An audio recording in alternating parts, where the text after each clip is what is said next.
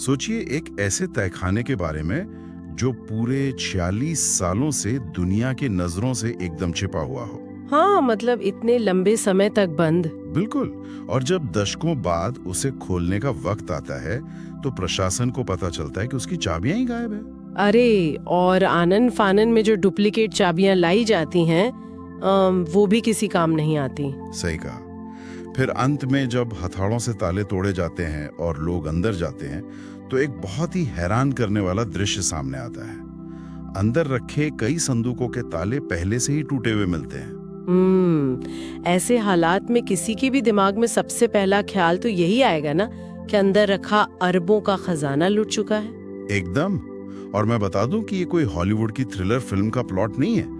आज की इस विस्तृत चर्चा में हम बात कर रहे हैं पुरी के श्री जगन्नाथ मंदिर के उसी रहस्यमयी और ऐतिहासिक रत्न भंडार की। हाँ, जिसने हाल ही में पूरे देश को एक गहरे सस्पेंस में डाल दिया था। तो आज हमारे पास कई तरह के स्रोत हैं। कुछ हालिया न्यूज रिपोर्ट्स हैं, सदियों पुराने ऐतिहासिक दस्तावेज हैं और साथ ही वो पौराणिक कथाएं भी हैं जो पीढ़ियों से इस खजाने के इर्द गिर्द बुनी गई हैं। बहुत ही दिलचस्प विषय है आज का। बिल्कुल।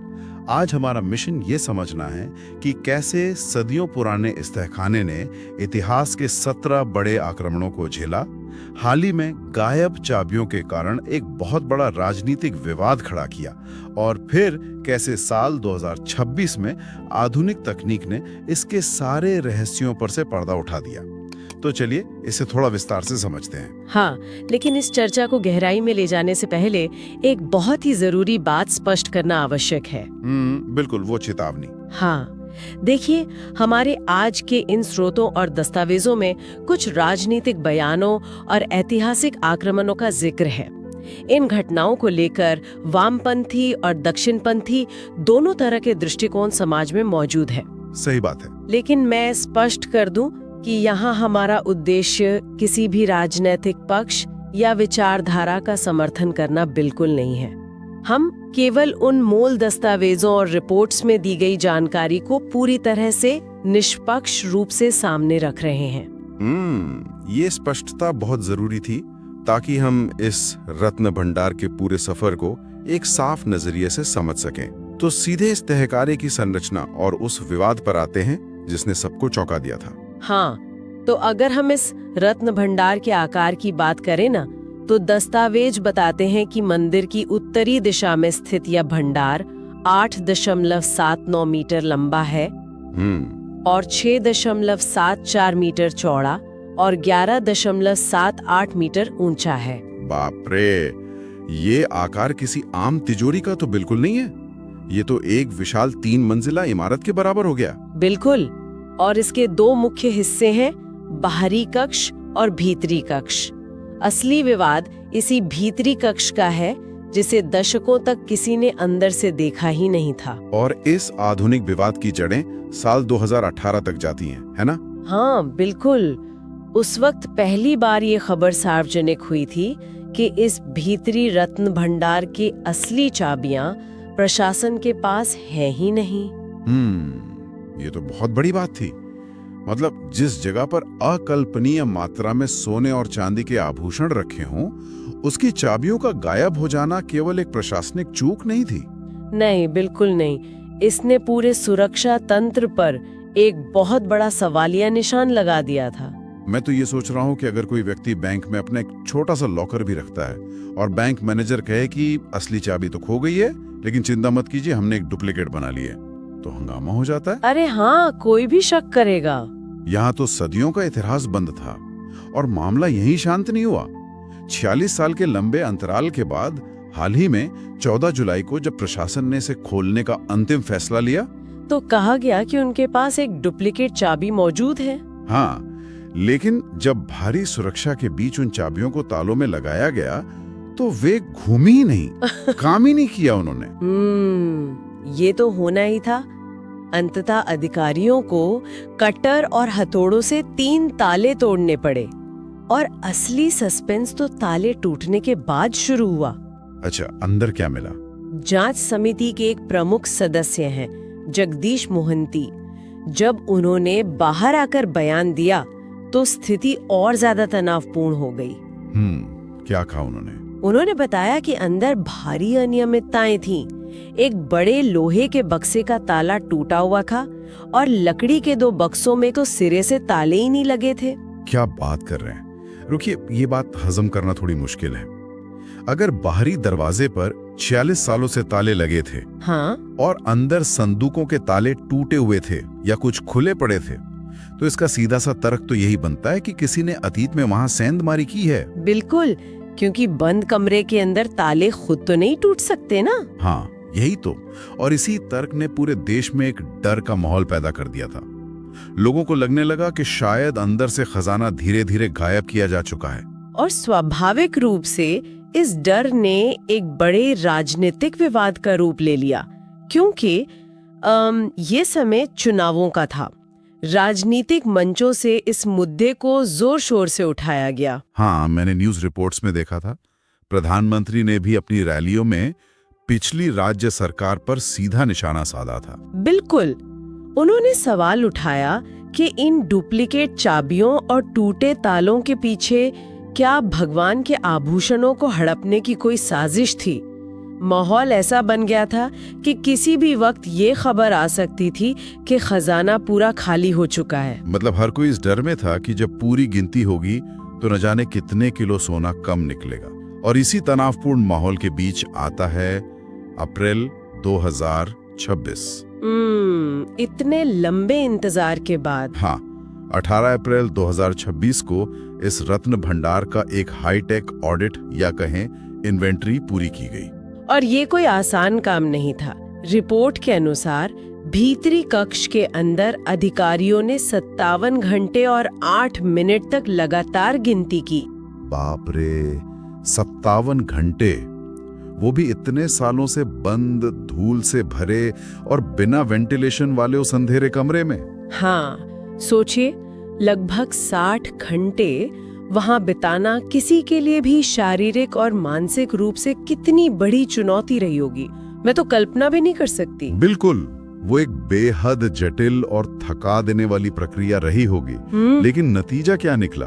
जब उस 57 घंटे की मेहनत का नतीजा दुनिया के सामने आया, तो उसने सारे राजनीतिक और सामाजिक विवादों पर हमेशा के लिए पानी फेर दिया। अच्छा, तो क्या मिला अंदर? ऑडिट टीम को अंदर 367 प्रकार के सोने के आभूषण मिले। इनमें से कई आभूषण इतने विशाल हैं कि उनका वजन 100 तोला से भी अधिक है। ओहो, 100 तोला? हाँ, जैसे भगवान का मशहूर सुना मुकुट। इसके साथ ही 231 चांदी की वस्तुएं भी सुरक्षित पाई गईं। लेकिन जो आंकड़ा सबसे ज्यादा दिमाग घुमा देने वाला है ना, वो ये है कि जब 2026 की इस पूरी गिनती का मिलान 1978 में बनाए गए पुराने हस्तलिखित रिकॉर्ड से किया गया, तो क्या हुआ? वो 100% मेल खा गया। एक भी ग्राम सोना, एक भी मोती अपनी जगह से गायब नहीं था। क्या बात है, मतलब चोरी की सारी अफवाहें एकदम गलत साबित हो गईं। बिल्कुल, लेकिन देखिए, मेरा एक सवाल है यहाँ पर। अगर हर एक ग्राम सोना अपनी जगह पर था, तो वे अंदर के ताले टूटे हुए क्यों थे? बिना ताले के बक्से वहां क्या कर रहे थे? हाँ, ये एक बहुत ही महत्वपूर्ण सवाल है, लेकिन इसके पीछे कुछ बहुत ही व्यवहारिक और वैज्ञानिक कारण हो सकते हैं। जैसे कि? हमें ये समझना होगा कि पुरी एक तटीय शहर है, जहाँ हवा में नमक और नमी की मात्रा बहुत अधिक होती है। दशकों तक एक बिना हवा वाले कक्ष में बंद रहने के कारण लोहे के तालों में भयंकर जंग लग जाती है। हाँ, नमी से लोहा गल जाता है। बिल्कुल, उनका अपने आप टूट जाना या गल जाना विज्ञान के हिसाब से पूरी तरह संभव है। और दूसरी संभावना ये है कि 1978 की गिनती के दौरान ही जब काम खत्म किया जा रहा हो, तो जल्दबाजी में या प्रशासनिक लापरवाही के कारण कुछ बक्सों पर ताले ठीक से लगाए ही न गए हों। एकदम सही, यही सबसे तार्किक व्याख्या लगती है। ये स्पष्टीकरण काफी तर्कसंगत लगता है मुझे। मतलब जिसे लोग एक सोची समझी साजिश या चोरी मान रहे थे, वो असल में दशकों की नमी और पुरानी प्रशासनिक लापरवाही का नतीजा था। हाँ, और इस बार प्रशासन ने ऐसी कोई लापरवाही नहीं दोहराई है। क्योंकि ये गिनती केवल एक रजिस्टर पर पेन से नहीं हो रही थी। हाँ, मैंने पढ़ा था कि इस बार तकनीक ने एक बहुत बड़ी भूमिका निभाई। बिल्कुल। 1970 के दशक की तरह केवल आंखों और तराजू पर निर्भर रहने के बजाय इस ऑडिट टीम में पेशेवर जेमोलॉजिस्ट यानी रत्न विशेषज्ञ शामिल थे। उनका काम केवल वजन करना नहीं था, बल्कि पत्थरों की शुद्धता और धातु की स्थिति को जांचना भी था। इसके अलावा हर एक आभूषण की 3D स्कैनिंग की गई। ओहो, 3D स्कैनिंग मतलब एकदम हाईटेक। हाँ, और हाई रेजोल्यूशन फोटोग्राफी का इस्तेमाल करके पूरे खजाने का एक बहुत ही सुरक्षित डिजिटल कैटलॉग बनाया गया है। ये प्रक्रिया बहुत दिलचस्प है। मतलब उन्होंने हर मुकुट, हर हार का एक डिजिटल ट्विन या डिजिटल प्रतिरूप बना दिया। सही कहा। अब अगर भविष्य में कभी कोई प्राकृतिक आपदा आती है या कोई भी विवाद होता है, तो उस 3D मॉडल को देखकर आभूषण के हर एक कट और डिजाइन को पहचाना जा सकता है। आज इस खजाने की रक्षा लेजर स्कैनर और डिजिटल सर्वर कर रहे हैं। सोचकर ही कितना सुरक्षित महसूस होता है। यहाँ तकनीक ने केवल खजाने को सुरक्षित नहीं किया है, बल्कि इसने सदियों पुरानी आस्था और आधुनिक प्रशासनिक पारदर्शिता के बीच एक बहुत मजबूत पुल का निर्माण किया है। बिल्कुल। करोड़ों लोगों की आस्था को तकनीक ने एक वैज्ञानिक प्रमाण दे दिया कि उनके देवता का खजाना पूरी तरह से अछूता और सुरक्षित है। हाँ, ये एक बहुत बड़ी राहत की बात है। लेकिन देखिए, जब हम इसी खजाने का इतिहास देखते हैं, तो ये बात सामने आती है कि ये हमेशा से इतना सुरक्षित नहीं था। सही कह रही हैं आप। आज तो आधुनिक चोरों या प्रशासनिक चूकों का डर था, लेकिन मध्यकाल में इस खजाने ने उन सेनाओं का सामना किया है जो इसे पूरी तरह नेस्त नाबूद करने के इरादे से आई थी। बिल्कुल। ऐतिहासिक दस्तावेजों के अनुसार इस मंदिर और इसके खजाने पर एक दो नहीं, बल्कि पूरे 17 बार बड़े और भयंकर आक्रमण हुए थे। बाप रे, 17 बार! ये तो बहुत ज्यादा है। हाँ, और इन आक्रमणों का इतिहास बहुत ही खूनी और संघर्षपूर्ण रहा है। जैसे 1340 में बंगाल के सुल्तान इलियास शाह ने जब हमला किया था, तो उत्कल नरेश नरसिंह देव तृतीय ने अपनी पूरी ताकत से उसका मुकाबला किया था।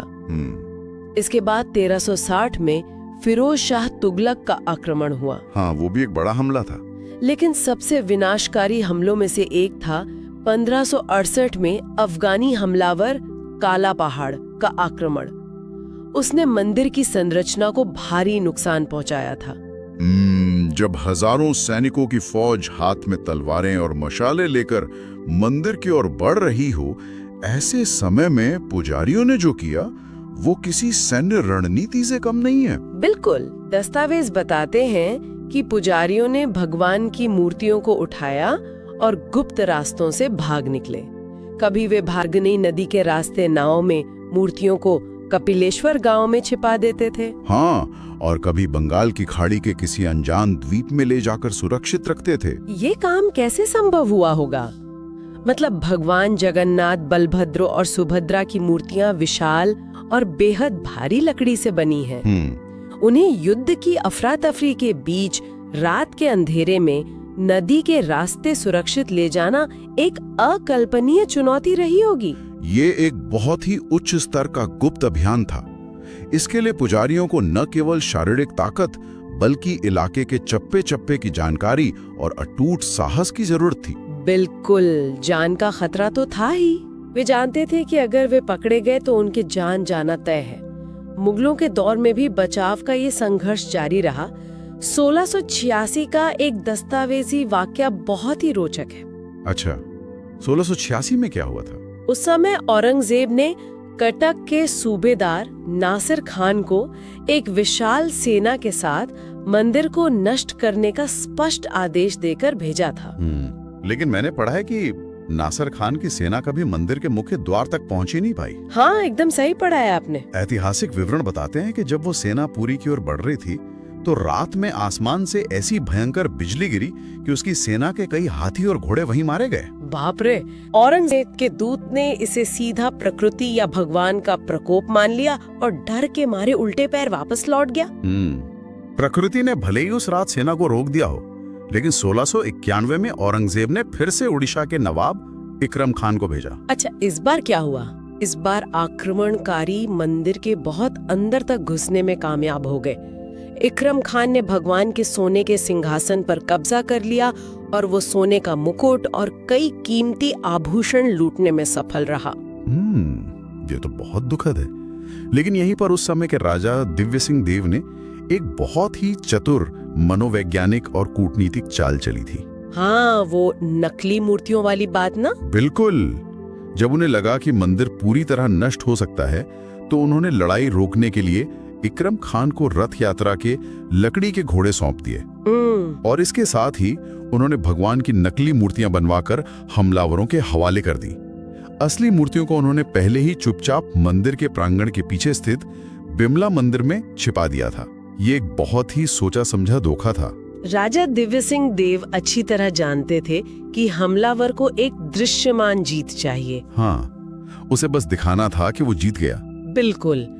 लकड़ी के घोड़े और उन बड़ी मूर्तियों को देखकर इकरम खान को लगा कि उसने मंदिर के मुख्य देवताओं पर विजय प्राप्त कर ली है और उनका गुरूर शांत हो गया। हालांकि इस कूटनीति की एक भारी कीमत भी चुकानी पड़ी थी। कैसी कीमत? अगले 12 सालों तक पुरी में विश्व प्रसिद्ध रथ यात्रा पर पूरी तरह प्रतिबंध लगा रहा। पुजारियों को बहुत ही गुप्त तरीके से छिपकर पूजा अर्चना करनी पड़ी। 12 साल का प्रतिबंध, बाप रे। तो फिर ये व्यवस्था वापस पटरी पर कैसे आई? रथ यात्रा दोबारा कैसे शुरू हुई? इसके पीछे रामदायिता गोस्वामी नामक एक महंत का प्रयास था। वे औरंगजेब के दरबार में मिलने गए। अच्छा। और कथाओं के अनुसार गोस्वामी के वहां पहुंचने से एक रात पहले औरंगजेब को सपने में कुछ ऐसे दृश्य दिखे जिन्हें उसने ईश्वरीय संकेत माना। ओहो। हाँ, इसके बाद उसने वो प्रतिबंध हटा लिया और अंततः 1703 में रथ यात्रा आधिकारिक और भव्य रूप से फिर से शुरू हो सके। बताइए। अगर आक्रमणकारियों को कुछ समय बाद पता चली जाता था कि मूर्तियां हटा दी गई हैं या नकली हैं, तो क्या उनका मुख्य उद्देश्य केवल सोने चांदी का वो भारी खजाना लूटना था, या फिर वो उस सांस्कृतिक पहचान को जड़ से मिटाना चाहते थे? देखिए, इसके दोनों ही पहलू हैं। एक आक्रमणकारी के लिए एक समृद्ध मंदिर का खजाना लूटना उसकी सेना का खर्च चलाने और अपनी ताकत दिखाने का सबसे आसान तरीका होता था। ये तो है। लेकिन अगर हम मंदिर के रक्षकों के नजरिए से देखें ना, तो एक बहुत ही गहरा अर्थ निकल कर आता है। पुजारियों ने सोने के भारी मुकुट और रत्नों को वहीं छोड़ दिया ताकि हमलावर उन्हें लूटने में व्यस्त रहें। हाँ। और खुद अपनी जान जोखिम में डालकर उन लकड़ी की मूर्तियों को लेकर भाग गए। उन मूर्तियों में कोई कीमती धातु नहीं थी, लेकिन रक्षकों के लिए असली खजाना वो सोना नहीं, बल्कि वो सांस्कृतिक और आध्यात्मिक पहचान थी जो उन लकड़ी की मूर्तियों में बसती थी। ये नजरिया तो खजाने की पूरी परिभाषा ही बदल देता है। मतलब सोने चांदी के उस रत्न भंडार को तो 17 बार लूटा गया, लेकिन एक ऐसा खजाना भी है जिसे कोई भी हमलावर, चाहे उसके पास कितनी भी बड़ी सेना क्यों ना हो, कभी नहीं लूट सका। बिल्कुल सही कहा। और वो खजाना है उन पुजारियों और आम लोगों की वो अटूट आस्था। और दिलचस्प बात यह है कि इस मंदिर से जुड़ी कुछ ऐसी कथाएं हैं जो ये बताती हैं कि भगवान खुद इस सोने चांदी के खजाने से ज्यादा उस आस्था को अहमियत देते हैं। वे कथाएं इस पूरे इतिहास को एक बहुत ही मानवीय और भावनात्मक रूप देती है। मतलब एक तरफ राजाओं के बीच कूटनीति चल रही थी, खजाने लूटे जा रहे थे। हाँ। लेकिन दूसरी तरफ एक आम इंसान और उसके देवता के बीच एक बिल्कुल अलग तरह का रिश्ता बन रहा था। इसमें अड़ैया की कथा मुझे सबसे ज्यादा सोचने पर मजबूर करती है। दस्तावेजों में इस गरीब भक्त का असली नाम कहीं नहीं मिलता है। लोग उसे सिर्फ अड़ैया कहते थे। अड़ैया क्यों? सा मतलब अड़ा हिस्सा वो भगवान जगन्नाथ के लिए अलग रख देता था। ओहो। उसकी स्थिति इतनी दयनीय थी कि वो कभी मंदिर के अंदर जाने की हिम्मत भी नहीं कर पाता था, बस बाहर से ही अपनी प्रार्थना कर लेता था। लेकिन कथाओं के अनुसार उस गरीब के भाव इतने सच्चे थे कि एक रात 2 दिव्य बालक एक साधारण वेश में उसकी झोपड़ी पर आए। उन्होंने उस गरीब भक्त की वो छोटी सी आधी कमाई की भेंट सीधे उसी के हाथों से स्वीकार कर ली। और अगले दिन सुबह जो हुआ, उसने मंदिर प्रशासन को हिलाकर रख दिया।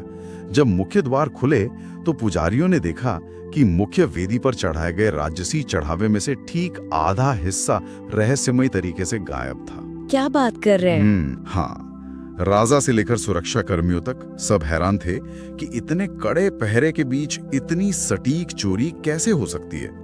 लेकिन जल्द ही उन्हें समझ आ गया कि ये कोई चोरी नहीं थी, बल्कि भगवान ने स्वयं उस गरीब का अर्पण स्वीकार किया था।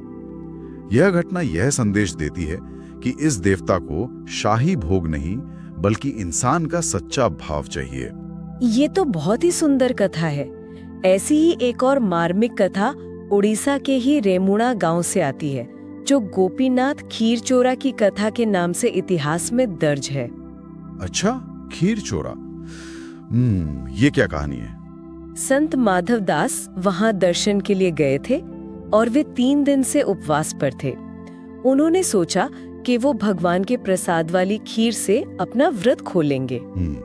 लेकिन भीड़ इतनी थी कि जब तक उनकी बारी आई, प्रसाद खत्म हो चुका था। ओहो, फिर क्या हुआ? वे बिना कुछ कहे निराश होकर मंदिर के बाहर एक पेड़ के नीचे भूखे ही सो गए।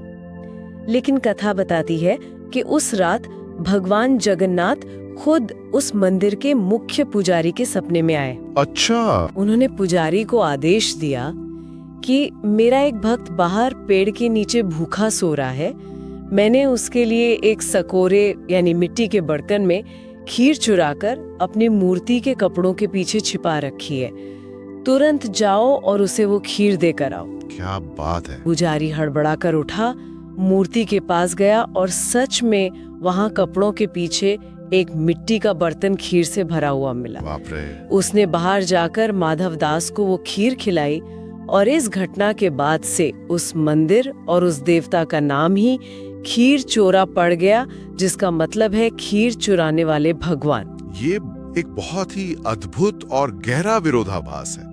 इसे इस तरह से देखते हैं, एक तरफ वो रत्न भंडार है जिस पर इतने कड़े और भारी ताले लगे हैं, जिसकी चाबियां गायब होने पर देश की राजनीति हिल जाती है। हाँ। जिसे बचाने के लिए पुजारियों ने नदियां पार की और जो आज 3D कैमरेज और लेजर स्कैनर की कड़ी निगरानी में है।